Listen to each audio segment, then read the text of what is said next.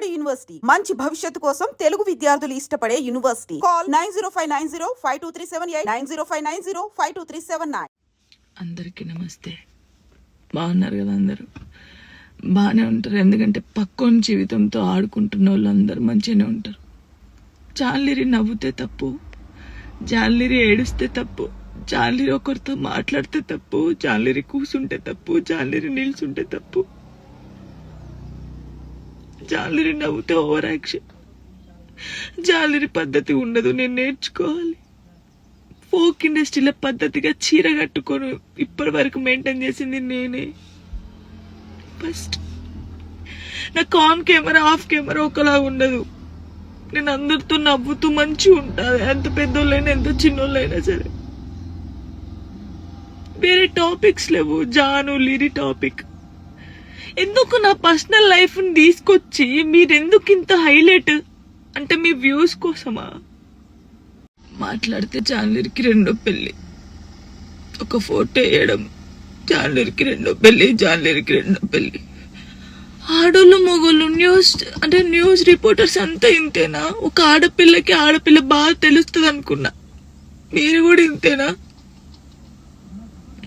అసలు నా personal life ని ఎందుకు తీస్తున్నారు? మీకు అసలు జానులిరి తప్ప వేరే టాపిక్స్ లేవా? ఎవరో గుడికి వెళ్తే రేప్ చేసి చంపారట, ఆ అమ్మాయి గురించి మాట్లాడచ్చు కదా, ఆ ఎదవల గురించి మాట్లాడచ్చు కదా. చిన్న పిల్లని చంపేస్తున్నారు, వాళ్ళ గురించి మాట్లాడచ్చు కదా. ఎందుకు నా టాపిక్, నా పర్సనల్ లైఫ్? సరే, నా గురించి మాట్లాడినప్పుడు నా గురించి మంచి కూడా ఉంది కదా. 8 సంవత్సరాల నుంచి ఒక కొడుకుని పెంచుకుంటుంది, పద్ధతిగా ఉంటుంది. ఈ షోలో మన తెలంగాణ అమ్మాయి విన్ అయిందని చెప్పొచ్చు కదా, మంచి చెప్పొచ్చు కదా నా గురించి. ఎందుకు నా పర్సనల్ లైఫ్ ఇంత ఘోరంగా? ఇన్స్టాగ్రామ్ లో నా వీడియోస్, నా వాయిస్ కి గలీజ్ వాయిస్ పెడుతున్నారు. నాకు కొడుకు చూడడా? నువ్వు ఒక అమ్మ కొడుకే కదా. నీ అమ్మ వీడియో అలా పెట్టి గలీజ్ మాటలు పెడితే నీకెంత బాధ ఉంటుందో అంతకన్నా ఎక్కువ బాధ నాకుంది. ఫస్ట్ టైం అనిపిస్తుంది నాకు చచ్చిపోవాలని, ఇవన్నిటికి దూరంగా ఉండాలని, ఎక్కడికైనా వెళ్ళి చచ్చిపోవాలనిపిస్తుంది నాకు.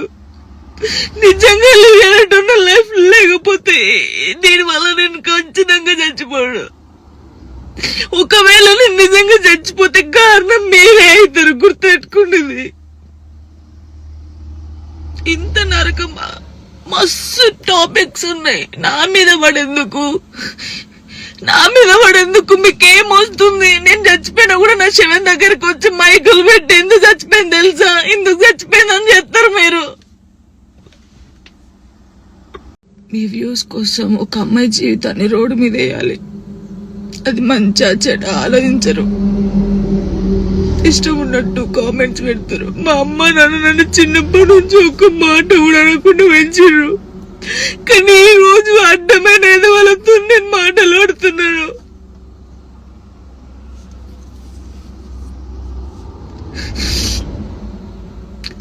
సూసైడ్ చేసుకొని చచ్చిపోతే నేను ఎందుకు వెళ్ళి చచ్చిపోతారు? ధైర్యంగా బతకాలని నేను చాలా మందికి చెప్పినా, కానీ వాళ్ళు చచ్చిపోయింది వాళ్ళ బాధల కోసం కాదు, మీరు చేసే రచ్చకే వాళ్ళు చచ్చిపోయారు తట్టుకోలేక.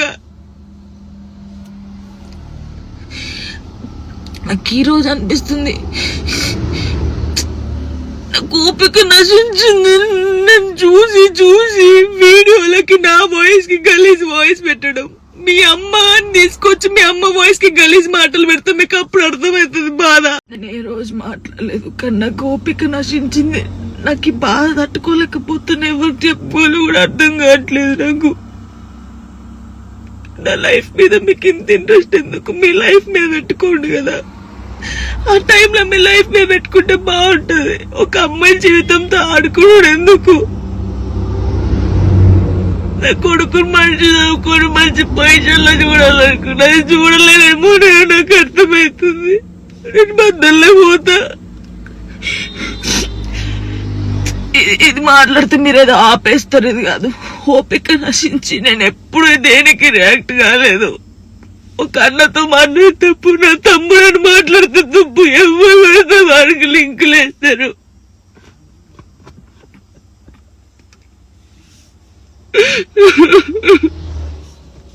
నాతో అయితే లేదు.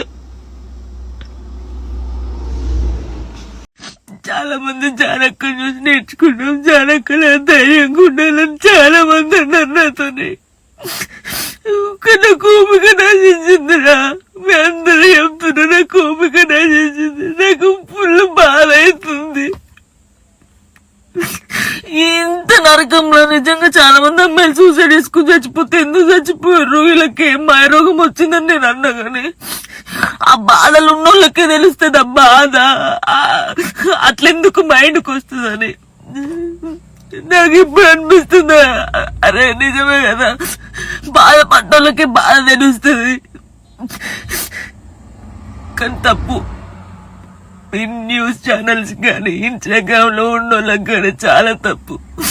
ఒక జీవితాన్ని, ఒక ప్రాణాన్ని మీరు ఆ ప్రాణం పోయినాక మీరు చేసేది ఏం లేదు, మీరు సంతోషపడతారు. కానీ ఒకరిని చంపి ఒకరిని బాధపడి మీరు బతకొద్దు, చాలా తప్పు.